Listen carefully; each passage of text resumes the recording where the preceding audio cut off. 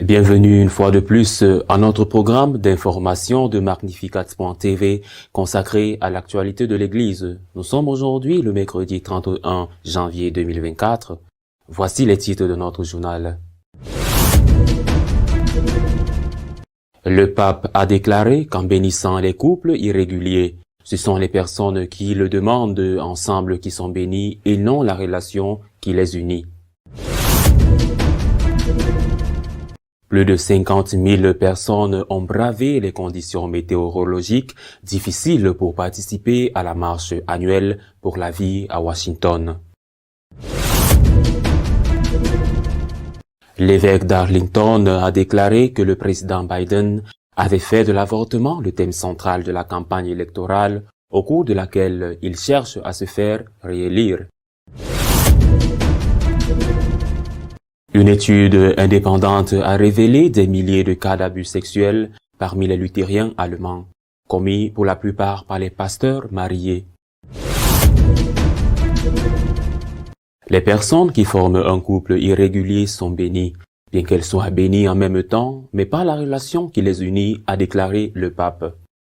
Le pape François a insisté sur le fait que ce n'est pas l'union qui est bénie, mais simplement les personnes qui l'ont demandé ensemble, en relation avec la récente approbation de la bénédiction des couples dans des situations non reconnues par l'Église. Le pape nuance ainsi, d'une certaine manière, ce qui a été affirmé dans la déclaration.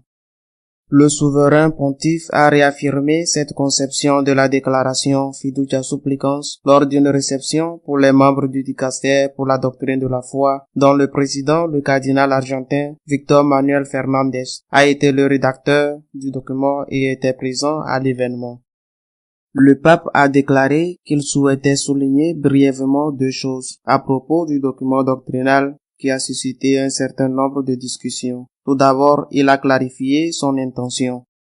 Montrer concrètement la proximité du Seigneur et de l'Église à tous ceux qui, en se trouvant dans des situations diverses, demandent de l'aide pour continuer, parfois pour commencer un chemin de foi. Ces bénédictions, en dehors de tout contexte et de toute forme liturgique, n'exigent pas la perfection morale pour être reçues. Le second point souligné par le pontife est que lorsqu'un couple s'approche spontanément l'un de l'autre pour les demander, ce n'est pas l'union qui est bénie, mais simplement les personnes qui les ont demandées ensemble. Non pas l'union, mais les personnes, en tenant compte naturellement du contexte, des sensibilités des lieux où elles vivent et des manières les plus appropriées de le faire. Malgré le froid glacial et la neige, plus de 50 000 personnes ont participé à la marche annuelle pour la vie à Washington. Vendredi dernier, des dizaines de milliers de personnes ont défilé à Washington à l'occasion de la traditionnelle et annuelle marche pour la vie. La neige et les températures glaciales ont empêché une participation importante, comme les autres années, à cet événement devenu un classique de la vie politique et sociale américaine. Les défenseurs du droit à la vie se sont rassemblés sur le National Mall et ont marché le long d'un parcours de 3,2 km jusqu'à un point d'arrivée situé entre le Capitole et la Cour suprême des États-Unis. Cette manifestation a célébré l'annulation de l'arrêt Roe Wade en 2022. Parmi les participants qui ont pris la parole lors de la marche, soit en personne, soit par le biais de messages de soutien adressés aux médias, figure l'évêque Joseph Strickland, l'entraîneur de football du Michigan, James Harbaugh, ainsi que les candidats républicains à la présidence, Ron DeSantis, qui n'est plus en lice, et Nikki Haley, entre autres. Les orateurs ont abordé les aspects politiques et culturels de la lutte pour la vie en soulignant des questions telles que le rôle des centres de ressources pour les femmes enceintes et l'importance de l'adoption. Selon un sondage, la grande majorité des Américains est favorable à l'augmentation du soutien des États aux centres de ressources pour la grossesse. Lors de la manifestation de cette année, il n'était pas certain que la fin de l'arrêt Roe, qui avait été le thème principal de la marche pendant la majeure partie de son histoire, et les conditions météorologiques hivernales froides dissuaderaient les participants. Pour le rapport de Fox News, les organisateurs de la marche pour la vie s'attendaient à ce que 50 000 personnes participent au rassemblement et 100 000 à la marche, conformément au permis délivré par le service des parcs nationaux. Toutefois, la participation semble avoir été moins importante que les années précédentes en raison des conditions météorologiques défavorables. L'évêque d'Arlington, Monseigneur Burbidge, a affirmé que le président John Biden avait fait de l'avortement la pièce maîtresse de sa campagne électorale en vue de sa réélection. L'évêque d'Arlington, Monseigneur Michael Burbidge, a condamné le discours pro-avortement prononcé par Joe Biden lors d'un rassemblement en Virginie mardi soir. Le prélat a déclaré que Joe Biden avait fait de l'avortement l'élément central de sa campagne, qu'il qualifie d'incroyablement dévastateur. Monseigneur Burbidge s'exprimait après le rassemblement de Joe Biden à Manassas, au cours duquel le président a plaidé pour que l'arrêt Roe versus Wade sur l'avortement, récemment annulé par la Cour suprême, devienne une loi fédérale. Joe Biden et la vice-présidente Kamala Harris ont tous deux condamné les efforts déployés par les républicains pour protéger les enfants à naître, tout en s'exprimant devant une grande bannière portant l'inscription Restore Roe, rétablir le droit à l'avortement. Monsieur Biden a critiqué à plusieurs reprises l'ancien président Donald Trump pour avoir nommé des juges à la Cour suprême qui ont annulé l'arrêt Roe versus Wade, expliquant à son auditoire que Monsieur Trump pensait qu'il ne subirait pas de revers électoral pour avoir agi de la sorte. Monseigneur Burbidge a publié la déclaration suivante après le rassemblement de Biden. Le président Biden a fait de l'avortement la pièce maîtresse de sa campagne. Lors d'un rassemblement à Manassas, il a préconisé de codifier Roe versus Wade dans la loi. Il est incroyablement dévastateur de savoir que le président Biden place le choix avant son devoir sacré de protéger la vie. Le rassemblement du président Biden a eu lieu à seulement 4 milles de la clinique médicale gratuite Mother of Mercy à Manassas, où Catholic Charities of Diocese of Arlington fournit des soins prénataux gratuits aux femmes enceintes dans le besoin et à leurs enfants à naître.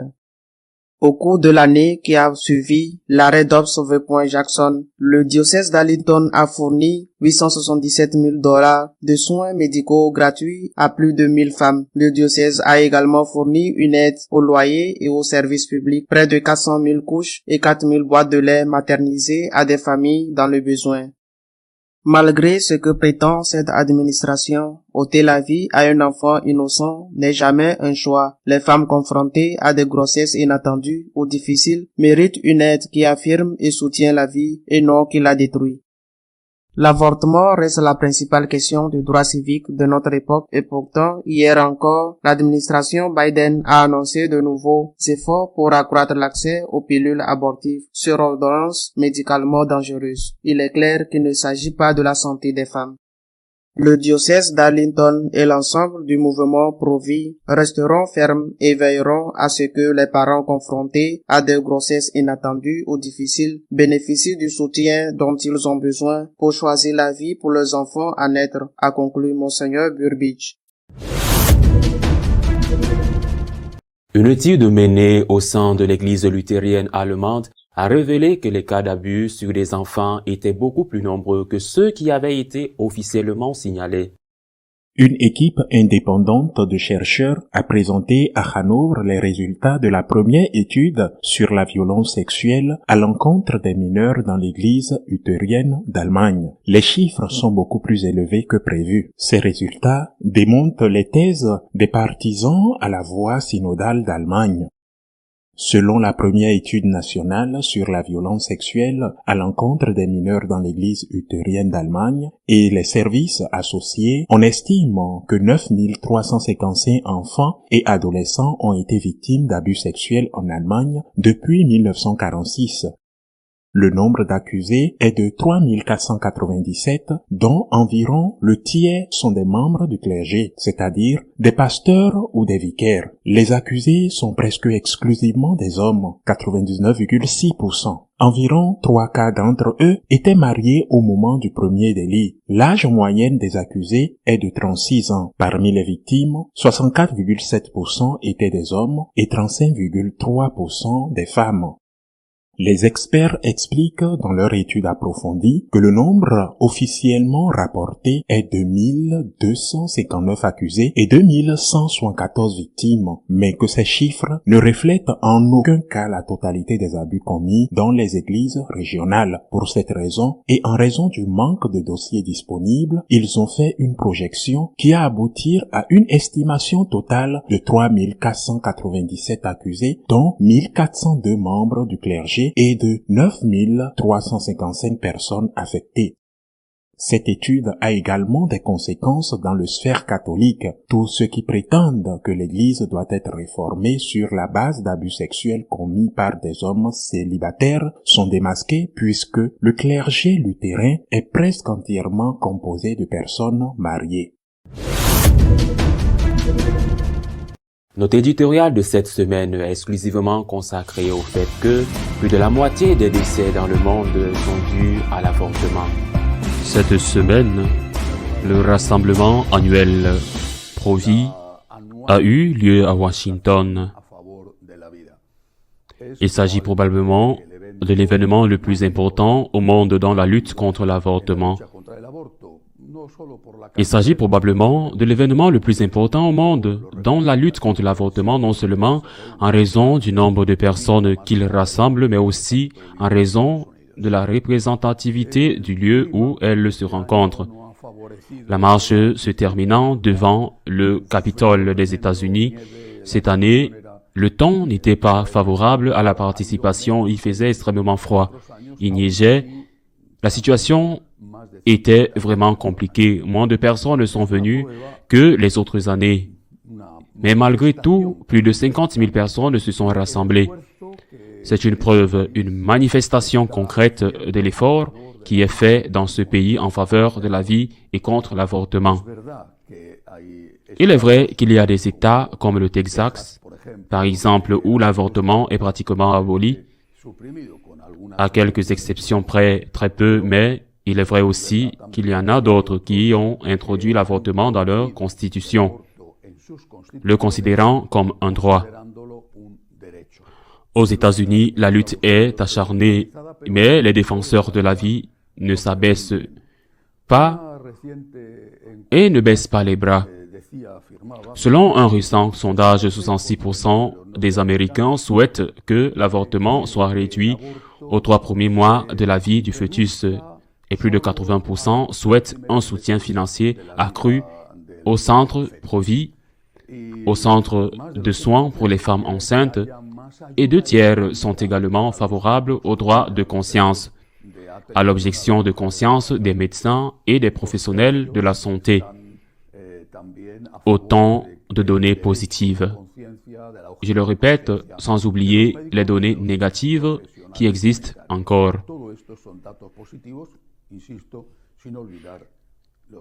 Les États-Unis ne sont pas le seul pays où l'avortement est une source de controverse, de confrontation, avec des succès et des défaites pour les défenseurs de la vie, mais l'un des récents succès a été enregistré au Pérou, où le Congrès a adopté une loi selon laquelle l'enfant à naître, dès le moment de sa conception, est désormais considéré comme un être humain soumis à tous les droits des autres êtres humains. Est déjà considéré comme une personne indépendante de la mère, bien que la mère soit la femme enceinte. Celle qui porte l'enfant pendant 9 mois à l'intérieur d'elle. C'est un succès important, mais j'insiste, il y a des avancées, il y a des victoires et il y a aussi beaucoup de défaites. Il y a quelques jours également, la semaine dernière, des données ont été publiées sur l'ampleur de l'avortement dans le monde. En 2022, 72 millions de personnes sont mortes à la suite d'un avortement. 72 millions d'êtres humains, ce qui représente plus de 50% des décès d'êtres humains dans le monde. On calcule qu'en 2022, avec le Covid et avec tout ce que vous voulez, il y a eu 140 millions de décès d'êtres humains. Sur ces 140, 72 étaient dus à l'avortement. Et cela ne comprend pas ceux qui sont morts à cause de la pilule abortive, la soi-disant pilule du lendemain qui est prise pour empêcher une grossesse si elle s'est produite. Le nombre de décès dus au cancer, y compris les décès liés au tabac, était de 16 millions. Le nombre de décès dus au sida était de 2 millions. 72 millions sont morts des suites d'un avortement. Le monde est scandalisé par l'exécution d'un meurtrier en l'Alabama, l'exécution légale. Je suis contre la peine de mort. Je pense que c'est quelque chose qui devrait être éliminé. Mais le monde est hypocritement scandalisé par l'exécution d'un meurtrier et n'est pas scandalisé par l'exécution de 72 millions d'êtres humains innocents. C'est de l'hypocrisie pure et simple. C'est que si l'on additionne toutes les causes de décès dans le monde, les accidents de la route, les suicides, les maladies, les guerres terribles, c'est moins que les morts causées par l'avortement. Que fait l'Église face à cette boucherie d'êtres humains? Il faut dire que, depuis le pape, l'Église catholique est contre l'avortement. Il est vrai qu'il y a des exceptions, des cardinaux, des évêques, des théologiens, des prêtres, qui justifient l'avortement dans certains cas, peut-être sans se rendre compte que c'est la stratégie utilisée par les avorteurs pour ouvrir un peu la porte. Et comme la porte est déjà ouverte, il s'agit alors de l'ouvrir petit à petit. Il faut dire que l'Église est contre l'avortement depuis le pape, à commencer par le pape, et qu'il en a toujours été ainsi. Mais cela qui est vrai cache une autre partie très importante de la vérité, car la question de base, la question essentielle n'est pas de savoir combien il y a d'avortements ou quel commerce se cache derrière l'avortement. Par exemple, la vente des fragments de ce petit corps assassiné, en particulier lorsque l'avortement est pratiqué en utilisant la technique de la décapitation. La tête du bébé sort, la naissance est interrompue. À ce moment-là, le bébé est tué avec un poinçon. Puis, une fois mort, il est sorti et découpé comme s'il s'agissait d'une vache pour être vendue à des fins de transplantation. C'est horrible. C'est pratiqué et c'est la grande affaire de beaucoup de multinationales de l'avortement. Tout cela est vraiment horrible. Tout cela. L'Église le rejette, mais pourquoi? Pourquoi 72 millions de femmes ont-elles choisi en 2022 de tuer leurs enfants? La plupart d'entre elles, certainement, un grand nombre, vivent dans des pays où ce n'est plus un fléau social, un stigmate social, et d'être une mère célibataire, et elles vivent dans des pays où il y a des aides à la maternité. Alors pourquoi ce massacre? Dans la majorité des cas, au moins avec le consentement et le désir de la mère. Pourquoi? Je suis sûr que la grande majorité de ces mères auraient préféré ne pas avorter leurs enfants. C'est certain, et pourtant, elles ont décidé de le faire. Pourquoi? Tant que nous n'aurons pas répondu à cette question, nous ne nous attaquerons pas à la racine du problème. De mon point de vue, il n'y a qu'une seule réponse par commodité. L'être humain qui vient lorsqu'il n'est pas désiré est considéré comme un problème. qu'il s'agisse d'un bébé qui va naître dans une famille établie ou non, qu'il soit le premier ou qu'il ait déjà d'autres frères et sœurs, qu'il soit en bonne santé ou malade. Lorsque l'enfant n'est pas désiré, c'est un problème. Et comme la société nous a éduqués à résoudre les problèmes en les éliminant à tout prix, lorsque l'être humain qui se présente pose un problème, ce qu'il faut faire, c'est mettre fin au problème, même au prix de la mort d'un innocent qui est aussi votre enfant. C'est très difficile, mais c'est la pure réalité face aux problèmes. Nous n'avons pas été éduqués à les affronter, à les combattre, à les résoudre. Nous avons été éduqués à les éliminer en fuyant, y compris le moment terrible de la mort d'une autre personne considérée comme un problème, même si cette personne est votre propre enfant. Et c'est là que l'Église a une responsabilité très sérieuse. Jésus-Christ nous a enseigné que celui qui voulait être son disciple devait porter sa propre croix chaque jour, et nous a enseigné que nous devrions essayer d'éviter la souffrance. Il a fait en guérissant les malades, par exemple. Mais que cela ne pouvait se faire en n'importe quel prix.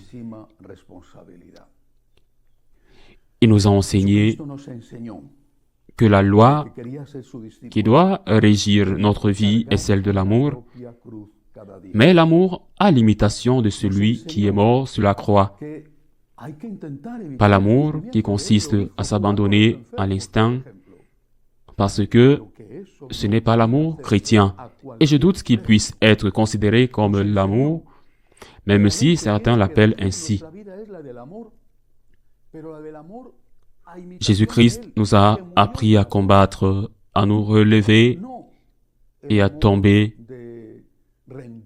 Il nous a assuré de sa force. Il nous a assuré de sa grâce. Il nous a appris à fortifier les genoux vacillants.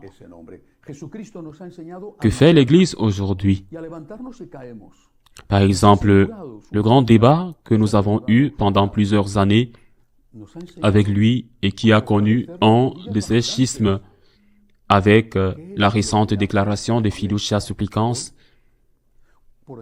Le grand débat de fond consiste à supprimer le concept de péché dans les relations sexuelles au mariage, quelles qu'elles soient, homosexuelles ou hétérosexuelles. À supprimer le concept de péché, c'est-à-dire à éliminer la barrière déjà fragile et tiède offerte par la conscience, à s'abandonner complètement à l'instinct. Tout ce que votre corps vous demande est bon et n'est pas un péché. Si votre corps le demande, si vous le sentez, vous avez le droit de le faire, sans que votre conscience ne vous pique au vif. C'est un pas de plus dans la destruction de l'être humain en tant que personne capable de lutter. Ne vous convertissez pas. Vous n'avez pas à vous convertir. Pourquoi prêcher la conversion? Ce qu'il faut faire, c'est abolir le concept de péché pour ne plus avoir à se repentir de quoi que ce soit. Ne plus avoir à lutter, ne plus avoir à se battre, ne plus avoir à se relever chaque fois que l'on tombe. L'Église, dans cette démoralisation à laquelle elle participe depuis des années, rend l'homme de plus en plus faible, de plus en plus livré à la domination de ses passions, au règne de ses sens. Cet homme fragile est non seulement incapable de faire face au péché contre le 6e commandement, mais lorsque d'autres problèmes surviennent, parmi lesquels le fruit d'une action sexuelle, parfois même plusieurs fois contraire au 6e commandement, lorsque ces problèmes surviennent, il est incapable de faire face au péché contre le 6e commandement, qui est un enfant non désiré, non désiré, non désiré. Et c'est un problème cet homme faible, cet homme fragile, soumis à la passion, soumis à ses instincts, cet homme décide, ou cette femme décide de la seule façon qui est la mort, de le tuer, de tuer même l'innocent, de tuer même l'enfant.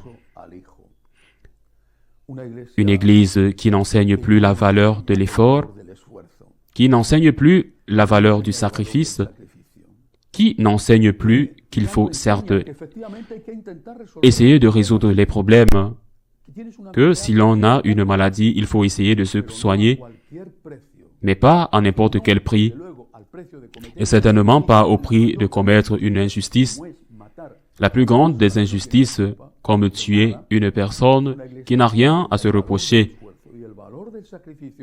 Une église qui n'enseigne pas la valeur de l'effort, la valeur du sacrifice, une église qui n'enseigne pas la valeur de la conversion, une église qui n'enseigne pas que pour suivre Jésus sur le chemin de l'amour, il faut porter sa croix quotidienne, une église qui n'enseigne pas cela, même si elle est théoriquement contre l'avortement, détruit en réalité la capacité de l'être humain à faire face aux problèmes. C'est comme si l'organisme d'une personne était infecté par une bactérie mortelle qui peut la tuer et que rien n'était fait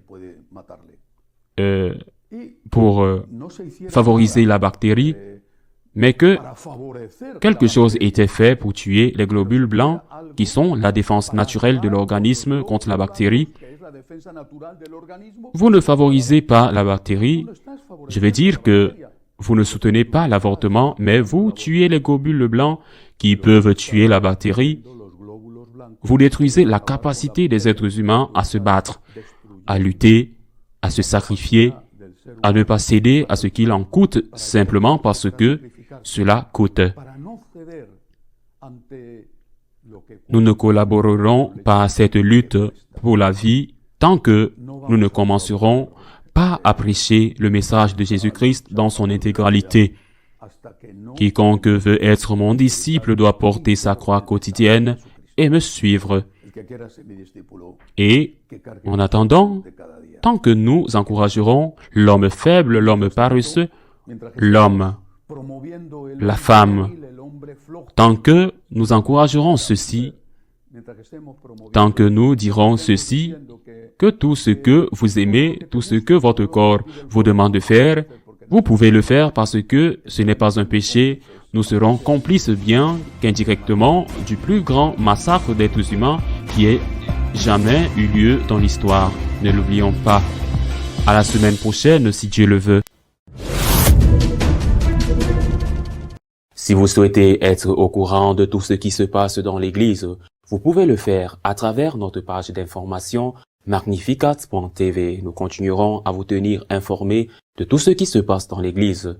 À nous revoir la semaine prochaine, si Dieu le veut.